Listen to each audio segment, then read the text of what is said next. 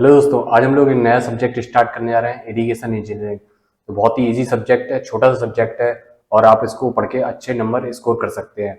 अगर हम लोग ईएससी की बात करें, इंजीनियरिंग सर्विसेज की, तो इसमें लगभग 10 से 15 नंबर का पूछा जाता है। और हम लोग गेट की बात करें तो इसमें लगभग 2 से 3 क्वेश्चन पूछे जाते हैं। एसएससी जेई में पिछले कई सालों से बहुत ज़्यादा क्वेश्चन पूछे जा रहे हैं, 10 से 12 क्वेश्चन पूछे जा रहे हैं। अगर आप डिप्लोमा में हैं या बीटेक में हैं तो भी आपके लिए इंपॉर्टेंट है, क्योंकि आपके सेमेस्टर में आप पूछे जाने वाला है। तो आप किसी भी कॉम्पिटिटिव एग्जाम की तैयारी कर रहे हैं या सेमेस्टर में, तो आपके लिए ये इंपॉर्टेंट है, क्योंकि बेसिक सभी का सेम है। अगर आप एक बार अच्छे तरीके से पढ़ लेते हैं तो आपको फिर बार बार पढ़ने की जरूरत नहीं रहेगी, क्योंकि आप सेमेस्टर में पढ़ेंगे, फिर अपने आप से सेल्फ नोट बनाएंगे, फिर किसी कोचिंग में पढ़ेंगे, तो आपकी 3 बार मेहनत हो जाती है। तो आप पहली बार अच्छी तरीके से पढ़ लीजिए, तो आपका टाइम भी बचेगा और आपको बार बार परेशान भी नहीं होना पड़ेगा। तो चलिए स्टार्ट करते हैं। इसमें हम लोग कौन कौन से टॉपिक्स पढ़ेंगे। पहला हो गया है इंट्रोडक्शन, सेकंड है सॉइल प्लांट रिलेशनशिप। देखिए दोस्तों, मैंने पहले ही से पूरा लिख के रखा है जिससे कि आपका टाइम बहुत ज़्यादा से ज़्यादा बच सके। तीसरा हम लोग टॉपिक पढ़ेंगे वाटर रिक्वायरमेंट ऑफ क्रॉप्स। चौथा हो गया है कैनाल डिजाइन। पांचवा है सेडिमेंट ट्रांसपोर्ट। छठवा है लाइनिंग ऑफ कैनाल्स। सातवां हो गया है reclamation of saline and water logged soil. आठवां चैप्टर है डिजाइन ऑफ ग्रेविटी डैम। नौवां हो गया है थ्योरी ऑफ सीपेज। और जो 10वां है मिसलेनियस टॉपिक्स है। इसमें हम लोग कवर करेंगे रिवर ट्रेनिंग हो गई, डाइवर्जन हेडवर्क्स क्या है, कैनाल फॉल्स क्या है, मॉड्यूल्स क्या है, क्रॉस ड्रेनेज वर्क्स क्या है। रिवर ट्रेनिंग में जैसे हम लोग पढ़ेंगे हाई वाटर ट्रेनिंग क्या होती है, लो वाटर ट्रेनिंग क्या होती है, मीन वाटर ट्रेनिंग क्या होती है। क्रॉस ड्रेनेज वर्क में हम लोग पढ़ेंगे एक्वाडक्ट क्या होता है, साइफन एक्वाडक्ट क्या होता है, सुपर पासेज क्या होता है, कैनाल साइफन क्या होता है। तो इससे डायरेक्ट एग्जाम में क्वेश्चन पूछ लिए जाते हैं। मॉड्यूल्स में non modular outlet, semi modular outlet, modules, ये सारी चीजें क्या होती हैं, तो ये हम लोग मिसलेनियस टॉपिक्स में कवर करेंगे। तो पहले चैप्टर से स्टार्ट करते हैं, व्हाट इज इरिगेशन। देखिए, इंडिया एक ट्रॉपिकल कंट्री है और ऐसी कंट्रीज में जो बारिश है वो साल भर नहीं होती है। कभी ज्यादा बारिश हो गई, कभी कम बारिश हुई, कभी बाढ़ आ गई, कभी सूखा पड़ गया। तो ऐसी स्थिति में हम लोग बारिश पे जो है डिपेंड नहीं रह सकते हैं। और इंडिया जैसी ह्यूज पॉपुलेटेड कंट्रीज में जो सीरियल हैं, पल्सेज हैं, अनाज, गेहूं, दाल, चावल, इनकी जरूरत साल भर पड़ती है। तो ऐसी स्थिति में हम लोग बारिश पे डिपेंड नहीं रह सकते हैं। तो फिर हम लोग आर्टिफिशियल तरीके से पानी देते हैं फसलों को। तो यही आर्टिफिशियल एप्लीकेशन ऑफ वाटर कहलाती है इरिगेशन। तो हम लोग फिर यहाँ पे डेफिनेशन देखते हैं। तो यहाँ पे आपको आर्टिफिशियल शब्द ध्यान में रखना है। It is artificial application of water to the agriculture field for the purpose of cultivation that is in accordance with crop requirement throughout the crop period. तो यहाँ पे 2 शब्द आए हैं, crop requirement and crop period. तो यहाँ पे हम लोग देखते हैं व्हाट इज क्रॉप रिक्वायरमेंट। तो देखिए, जैसे हम लोग बीज बोते हैं उस समय से लेके फसल को काटने से पहले फसल की कुछ ना कुछ नीड होती है इन टर्म्स ऑफ वाटर, तो वो कहलाती है क्रॉप रिक्वायरमेंट। और क्रॉप पीरियड क्या होता है, देखिए यहाँ पे हम लोगों ने बीज को बोया और यहाँ पे फसल काट ली, तो ये कहलाता है, पूरा टाइम पीरियड कहलाता है क्रॉप पीरियड। यहाँ पे एक टर्म और डिस्कस करते हैं, व्हाट इज बेस पीरियड। देखिए, यहाँ पे हम लोगों ने बीज को बोया, तो बीज को बोएंगे, यहाँ पे हम लोग कुछ ना कुछ इसको पानी देंगे, और यहाँ पे हम लोगों ने फसल को काट ली, तो फसल को काटने से पहले हम लोग इसको एक बार और पानी देंगे। तो यहाँ से फर्स्ट वाटरिंग से लेके लास्ट वाटरिंग तक का जो टाइम पीरियड होता है वो कहलाता है बेस पीरियड। तो ये भी क्वेश्चन पूछ लिया जाता है। नेक्स्ट बात करते हैं नोट की। Crop period is the period from instant of sowing to the instant of harvesting. तो ये आपको मैंने बता दिया है। नेक्स्ट बात करते हैं नेसेसिटी ऑफ इरिगेशन। इरिगेशन की क्या आवश्यकता है। तो पहला पॉइंट हो गया है इनएडिक्वेट रेनफॉल।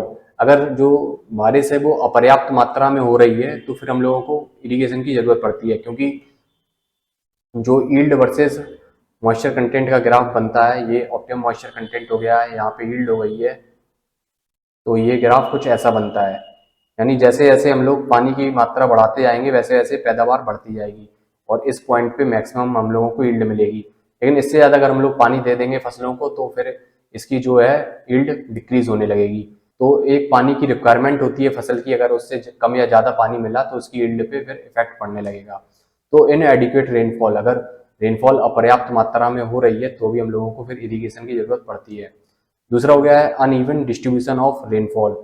अगर रेनफॉल का डिस्ट्रीब्यूशन अनइवन है, यानी किसी जगह ज़्यादा बारिश हो गई और किसी जगह कम बारिश हुई, तो ऐसी स्थिति में क्या करते हैं, जहाँ पे ज़्यादा बारिश हुई, मान लीजिए यहाँ पे ज़्यादा बारिश हुई और इस जगह पे सूखा पड़ गया है, यहाँ पे सूखा पड़ गया है, तो कैनाल के माध्यम से हम लोग फिर जहाँ पे ज़्यादा बारिश हो रही है वहाँ से कैनाल की सहायता से जहाँ पे कम बारिश हुई है या सूखा पड़ा है वहाँ पे पानी डाइवर्ट कर देते हैं। तो कैनाल का हम लोग यहाँ पे यूज़ करते हैं। अगला हो गया है इंक्रीजिंग यील्ड ऑफ क्रॉप। अगर हम लोगों को फसल की पैदावार बढ़ानी है तो भी हम लोगों को इरीगेशन की जरूरत पड़ेगी, क्योंकि बारिश तो टाइम टू टाइम हो नहीं रही है। और जैसे इंग्लैंड हो गया, वहाँ पे बारिश साल भर होती है, तो वहाँ पे हम लोगों को फिर इरीगेशन की जरूरत नहीं पड़ती है, लेकिन इंडिया में हम लोगों को इरीगेशन की जरूरत पड़ेगी। नेक्स्ट हो गया है growing more than one crop in a year. अगर हम लोगों को एक से ज़्यादा फसलें साल भर उगानी है तो फिर हम लोगों को इरीगेशन की जरूरत पड़ती है, क्योंकि साल भर तो बारिश हो नहीं रही है। नेक्स्ट हो गया है growing perennial crops, example sugarcane. अगर हम लोगों को शुगर केन, तो ये पेरेनियल क्रॉप्स वो क्रॉप्स होती हैं जो साल भर लगी रहती हैं, जैसे कि शुगर केन। तो ये हो गई है पेरेनियल क्रॉप, ये 365 दिन लगी रहती है, तो इसको फिर साल भर पानी चाहिए, तो भी फिर हम लोगों को इरीगेशन की जरूरत पड़ेगी। नेक्स्ट हो गया है insurance against drought and famine conditions. ठीक है, अगर बारिश नहीं हो रही है तो फिर सूखा पड़ जाएगा, सूखा पड़ जाएगा तो फसलें नहीं हो पाएंगी, तो फिर भुखमरी हो जाएगी। तो फेमाइन मतलब भुखमरी होती है और ड्रॉट मतलब सूखा होता है। तो ये हो गई है नेसेसिटी ऑफ इरीगेशन। ये आपके 6 पॉइंट हो गए हैं जो आपको ध्यान में रखना है। आगे बात करते हैं एडवांटेजेस ऑफ इरीगेशन। इरीगेशन के क्या क्या फायदे हैं। एक होते हैं डायरेक्ट एडवांटेज और दूसरा होता है इनडायरेक्ट एडवांटेज। तो पहले हम लोग डायरेक्ट एडवांटेजेस की बात करते हैं। पहला हो गया है prevent from drought and famine condition, तो इससे सूखा और भुखमरी से बचाव होता है। दूसरा हो गया है इंक्रीजिंग यील्ड ऑफ क्रॉप्स, जो है फसल की पैदावार बढ़ जाती है। तीसरा हो गया है एलिमिनेशन ऑफ मिक्स्ड क्रॉपिंग, तो इससे जो मिक्स्ड क्रॉपिंग है वो भी नहीं करनी पड़ती है। तो यहाँ पे हम लोग समझते हैं मिक्स्ड क्रॉपिंग क्या होती है। देखिए ये हम लोगों का हो गया है खेत, और अगर हम लोग रबी सीजन की बात करें तो यहाँ पे जो प्रमुख फसलें होती हैं वो होती हैं जैसे गेहूं, सरसों। तो मिक्स्ड क्रॉपिंग में क्या करते हैं, यहीं पे हम लोगों ने गेहूं लगा दिया और साथ में यहीं पे हम लोगों ने सरसों लगा दी, तो साइमल्टेनियसली दो फसलें एक साथ लगा देते हैं, तो इसको बोलते हैं मिक्स्ड क्रॉपिंग। यहाँ पे बात करते हैं कि मिक्स्ड क्रॉपिंग की जरूरत क्यों पड़ती है, मिक्स्ड क्रॉपिंग इज गुड और बैड। तो ये डिपेंड करता है कि कंडीशन कैसी है। अगर रेनफॉल नहीं हो रही है और हम लोगों की इरिगेशन की फैसिलिटी भी नहीं है, तो वहाँ पे मिक्स्ड क्रॉपिंग की जरूरत पड़ जाती है। तो ये किसान है, इसने सोचा कि इस साल बारिश होगी, लेकिन बारिश नहीं हुई। तो अगर हम लोग वीट की बात करें तो ये काफ़ी सेंसिटिव क्रॉप होती है, अगर इसको पानी ना मिले तो इसकी यील्ड कम हो जाएगी। लेकिन सरसों को उतना पानी जरूरत नहीं रहती है। इस किसान ने सोचा कि इस साल बारिश होगी, लेकिन इरिगेशन की फैसिलिटी नहीं है। इस किसान ने सोचा कि यहाँ पे बारिश होगी लेकिन नहीं हुई, तो इससे कुछ ना कुछ इसको यील्ड मिल जाएगी सरसों से, तो वो सर्वाइवल कर सकता है, अपना साल भर अपना जीवन यापन कर सकता है सरसों बेच के। अगर वो डिपेंड रहता है खाली गेहूं पे, तो गेहूं की फिर पैदावार होगी नहीं। तो ये डिपेंड करता है इरिगेशन फैसिलिटी है कि नहीं। अगर इरिगेशन फैसिलिटी होती तो वो यहाँ पे सरसों नहीं लगाता, क्योंकि यहाँ पे जो गेहूं है उसके मार्केट में दाम ज़्यादा है, तो उसको ज़्यादा पैसा मिलता, तो फिर वो यहाँ पे गेहूं लगाता। तो ये डिपेंड करता है इरिगेशन फैसिलिटी है कि नहीं, क्योंकि जो बारिश है वो तो साल भर हो नहीं रही है, उस पर वो डिपेंड नहीं रह सकता है। यहाँ पे पॉइंट की बात करते हैं। Mixed cropping means growing two or more crops simultaneously in the field. दो या दो से अधिक फसलें एक साथ अगर हम लोगों ने खेत में उगा दी तो वो कहलाती है मिक्स्ड क्रॉपिंग। ठीक है, मिक्स्ड क्रॉपिंग के कई फायदे भी हैं, कई नुकसान भी हैं। जैसे अगर हम लोग फायदे की बात करें कि इससे किसान को कुछ ना कुछ यील्ड मिल जाएगी अगर बारिश नहीं हुई। अगर लैक ऑफ इरिगेशन है तो कुछ ना कुछ उसको यील्ड मिल जाएगी अगर बारिश नहीं हुई। और अगर हम लोग इसके डिसएडवांटेज की बात करें तो इसमें क्या होता है, ये जो फसलें हैं हम लोगों ने एक साथ उगाई हैं, तो क्या होता है इन दो फसलों के लिए फील्ड प्रिपरेशन अलग अलग करनी पड़ती है। गेहूं के लिए अलग फील्ड प्रिपरेशन करनी पड़ेगी, सरसों के लिए अलग फील्ड प्रिपरेशन करनी पड़ेगी। और जो गेहूं की वाटर रिक्वायरमेंट है वो अलग है, इसके लिए जो खाद है वो अलग देनी पड़ेगी। और जो सरसों है उसके लिए वाटर रिक्वायरमेंट अलग है, उसके लिए खाद की अलग क्वांटिटी डालनी पड़ेगी। तो एक साथ हम इन दोनों फसलों के लिए फील्ड प्रिपरेशन नहीं कर सकते हैं। तो ये हो गया है इसका डिसएडवांटेज, जिसकी वजह से हम लोगों को इसकी मैक्सिमम यील्ड नहीं मिल पाएगी, क्योंकि फील्ड प्रिपरेशन हो नहीं पाएगी सही से, तो उसके लिए फिर मैक्सिमम यील्ड नहीं मिल पाएगी। दूसरा डिसएडवांटेज क्या हो गया, जब हम लोग इसको हार्वेस्ट करते हैं, जब हम लोग इन फसलों को काटते हैं तो ये इंटरमिक्सड हो जाती है। इंटरमिक्सड होने की वजह से इनकी प्योरिटी कम हो जाती है, जिससे इनकी मार्केट वैल्यू भी कम हो जाती है। तो ये इसके डिसएडवांटेज हो गए हैं। तो यहाँ पे बात करते हैं what is the advantage of mixed cropping. It is found economical and necessary when irrigation facilities are lacking, that is if weather conditions are not suitable for one of the crop and they may be suitable for other crops and hence farmer will get some yield। तो ये इसका advantage हो गया है। अगर एक फसल के लिए वेदर कंडीशन सूटेबल है तो वो दूसरे के लिए सूटेबल नहीं होंगी। तो एक फसल से हम लोगों को फिर पैदावार कुछ ना कुछ मिल जाएगी। इसके डिसएडवांटेजेस की बात करते हैं। Disadvantages of mixed cropping. Different crop requires different types of field preparation, watering and manuring. तो डिफरेंट क्रॉप्स के लिए हम लोगों को अलग अलग फील्ड प्रिपरेशन की जरूरत पड़ती है, अलग अलग उनको पानी की आवश्यकता पड़ती है और अलग अलग खाद की आवश्यकता पड़ती है। नेक्स्ट हो गया है, it will be difficult to satisfy need of both the crops simultaneously in the field, it result in low yield. अगर हम लोग दोनों फसलों के लिए फील्ड प्रिपरेशन एक साथ करेंगे तो फिर हम लोगों को मैक्सिमम यील्ड नहीं मिल पाएगी, क्योंकि अगर किसी एक की करते तो उसी के अकॉर्डिंग हम लोग करते तो उससे फिर हम लोगों को मैक्सिमम यील्ड मिल जाती। तीसरा डिसएडवांटेज हो गया है, also at the time of harvesting crops would get intermixed which reduces purity and value of crop in the market। तो हार्वेस्टिंग के समय जो भी क्रॉप्स हैं वो इंटरमिक्स्ड हो जाती हैं, जिससे कि उनकी प्योरिटी कम हो जाती है और मार्केट वैल्यू कम हो जाती है। तो ये इसके डिसएडवांटेज हो गए हैं। जो भी फसलें एक साथ उगा रहे हैं तो उनके लिए फिर हम लोग अलग अलग फील्ड प्रिपरेशन नहीं कर पाएंगे, जिससे कि उनकी यील्ड कम हो जाएगी और उनकी प्योरिटी कम होने की वजह से हार्वेस्टिंग के समय इनकी जो है कॉस्ट भी रिड्यूस हो जाती है। नेक्स्ट बात करते हैं इनडायरेक्ट एडवांटेजेस। तो इसको समझने से पहले हम लोग देखेंगे what is the difference between canal and channel. तो ये दो टर्म आप हमेशा सुनेंगे, canal and channel, open channel flow. और कैनाल का उपयोग हम लोग करेंगे इरिगेशन में।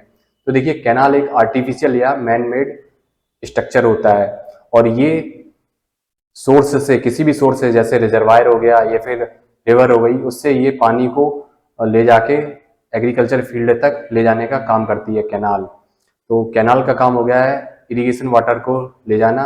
और चैनल कुछ भी हो सकती है। चैनल मतलब जो एक स्थान से दूसरे स्थान तक कोई भी चीज को ट्रांसपोर्ट कर रही है वो चैनल हो सकती है। चैनल ओपन भी हो सकती है, क्लोज्ड भी हो सकती है। जैसे सीवर हो गया है तो सीवर भी एक चैनल है। तो ये सीवेज को एक स्थान से दूसरे स्थान पर ले जा रहा है तो ये भी चैनल कहलाएगा। और जो रिवर हो गई है वो भी चैनल है। तो canal is a subset of channel, यानी कैनाल एक चैनल है। लेकिन जो कैनाल है वो सिर्फ इरिगेशन वाटर को ले जा रही है, जबकि चैनल कुछ भी एक स्थान से दूसरे स्थान पे ट्रांसपोर्ट कर सकती है। जैसे गैस का पाइप हो गया या फिर पेट्रोल का पाइप हो गया, तेल का पाइप हो गया, कुछ भी अगर एक स्थान से दूसरे स्थान पे जा रहा है तो वो चैनल के थ्रू जा रहा है। और चैनल मैन मेड भी हो सकती है और नेचुरल भी हो सकती है। नेचुरल में आ गई river, river is also a channel. तो रिवर एक चैनल है और कैनाल भी एक चैनल है। तो यहाँ पे हम लोग इनडायरेक्ट एडवांटेजेस की बात करते हैं। पहला हो गया है पावर जनरेशन। तो देखिए, जो कैनाल है अगर वो काफी वाइड है तो यहाँ पे हम लोग वियर है बैराज बना के पानी को रोक के यहाँ पे फिर हम लोग यहाँ पे पावर जनरेशन भी कर सकते हैं। इसका एग्जाम्पल हो गया है Ganga and Sharda canal system. इससे हम लोग 80 मेगावाट की बिजली का उत्पादन करते हैं। दूसरा हो गया है फ्लड कंट्रोल। फ्लड कंट्रोल कैसे होता है? देखिए, किसी भी स्थान पे अगर ज्यादा बारिश हो गई तो वहां से जहाँ पे कम बारिश हुई है, सूखा पड़ा है, तो वहां पे हम लोग कैनाल के थ्रू पानी को जो है डाइवर्ट कर देते हैं। तो ये हो गया फ्लड कंट्रोल। तीसरा हो गया ट्रांसपोर्टेशन। अगर हमारी जो कैनाल है वो काफी वाइड है तो इसका यूज हम लोग एज अ ट्रांसपोर्टेशन की तरह भी कर सकते हैं, इनलैंड नेविगेशन। तो जैसे हाईवेज बने होते हैं वैसे ही ये इनलैंड नेविगेशन भी बने होते हैं, क्योंकि जो वाटर ट्रांसपोर्ट है वो चीपेस्ट ट्रांसपोर्ट होता है। अगर आपको सामान एक जगह से दूसरी जगह पहुंचाना है और आपके पास टाइम का कोई रेस्ट्रेंट नहीं है, आपके पास टाइम ही टाइम अवेलेबल है, तो आप फिर उसको जो है नेविगेशन के थ्रू या फिर वाटर के थ्रू पहुंचाएंगे एक स्थान से दूसरे स्थान, क्योंकि ये चीपेस्ट होता है। क्योंकि सबसे ज्यादा फिर प्रॉफिट ही देखा जाता है कि जहाँ पे ज्यादा फायदा हो रहा है वही काम हम लोग करते हैं। अगर इसको हम लोग बाई एरोप्लेन पहुंचा देते हैं तो काफी ज्यादा खर्चा आ जाएगा, फिर पहुंचाने का कोई मतलब नहीं रहेगा, फिर कोई फायदा नहीं होगा। तो इसका एग्जाम्पल हो गया है इलाहाबाद टू हल्दिया, जो इनलैंड नेविगेशन है। नेक्स्ट है ग्राउंड वाटर रिचार्ज। तो इससे हम लोग ग्राउंड वाटर रिचार्ज भी कर सकते हैं। तो सबसे पहले हम लोग 3 टर्म यहाँ पे समझते हैं, what is seepage, what is infiltration and what is percolation. तो इन तीनों टर्म में डिफरेंस है। क्या डिफरेंस है? देखिए, ये हो गया है ग्राउंड लेवल और यहाँ पे हो गया है ground water table. Ground water table, यहाँ पे देखिए बारिश हुई तो यहाँ पे जो बारिश का पानी है वो इस सॉइल के थ्रू मूव करेगा। मूव करके अगर ये बारिश का पानी यहीं पे कहीं खत्म हो जाता है तो ये कहलाता है इनफिल्ट्रेशन। और अगर ये चलते चलते चलते चलते ग्राउंड वाटर टेबल को ज्वाइन कर लेता है तो ये कहलाता है परकुलेशन। और सीपेज क्या होता है? सीपेज में वाटर एक लेयर से दूसरे लेयर में जाता है। मान लीजिए ये कैनाल हो गई है तो यहाँ पे एक लेयर ये हो गई है और दूसरी लेयर ये हो गई है, तो पानी यहाँ से सीपेज होके ऐसे निकलेगा।